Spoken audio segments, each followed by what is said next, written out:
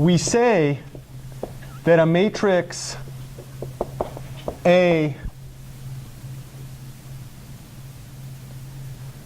is conformable to right multiplication by a matrix X if, can you guess what I'm about to say? The number of columns of A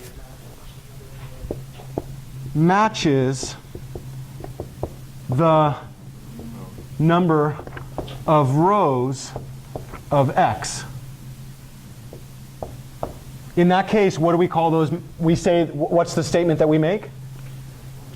Yeah, if I start with A and I want to multiply on the right, in that case, if I start with A and then I'm using right multiplication, can you guess which one we're thinking about as active?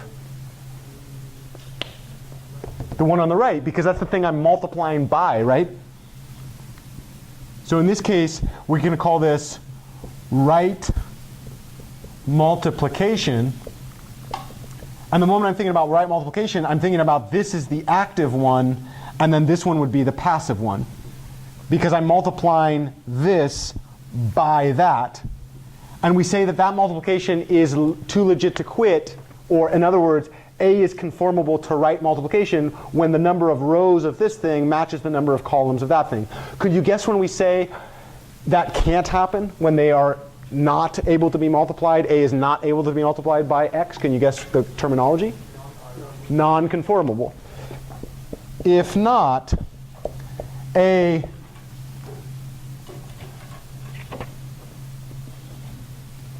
is non-conformable for right multiplication by X.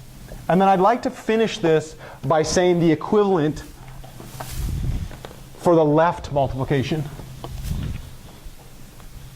Why are you talking about this in terms of the passive one? Wouldn't the passive one be the one where it's just there and then you would say, hey, digit like X? So one thing that I have to warn you, I've never seen this outside of my own class. I've not seen this done very well. The active and passive, if you say this to any other linear algebraist, they're going to be like, what the heck is wrong with you, right? Because it's not something that we talk about a lot.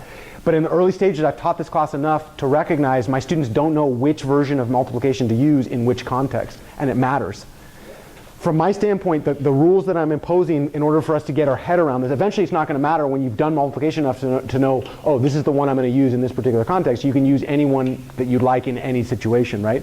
But from this context, I'm saying that if you have the passive one on the left, what do we do to that thing? Cut it into columns. And then we think about every multiplication as a linear combination of the columns with scalar coefficients coming from the rows, individual entries of the thing on the right. Right? But why, when we, but if A is passive, would we say that X is like conformative to left multiplication? And like why? Yeah, I guess. I mean, this is, you're right. I guess I should. You know who made all this notation up? Me. I mean, I found the word conformable somewhere, and it's nice to be able to say when are the number of rows equal to the number of columns really, really quickly. So my feeling is like conformable via right multiplication. So the moment I see that is I know that I'm going to hit A on the right by something, right?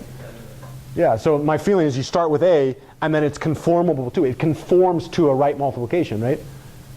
Yeah. So that's what my notation was. But I guess you could say that if I'm thinking about that A is passive, then maybe X is conformable to multiply A on the right. That sounds a little clunky to me, right? Yeah. Okay. So can you guess what the other one we're going to say? We say the matrix X, what am I about to say, is conformable to left multiplication by matrix what? A if number of rows of x matches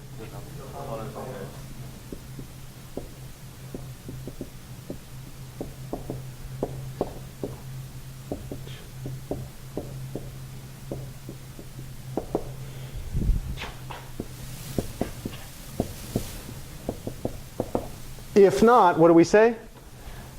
X is non-conformable by left multiplication or to left multiplication by A. And in that case, if I start with X and I hit X on the left, this is what we're going to call left multiplication.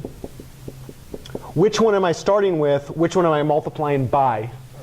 I start with X, which means I'm thinking about this thing as passive, and then I multiply this thing, we're going to think about that as active. So in left multiplication, we're thinking about this is the active one and that is the passive one. And this was going to be an m by n and an n by p.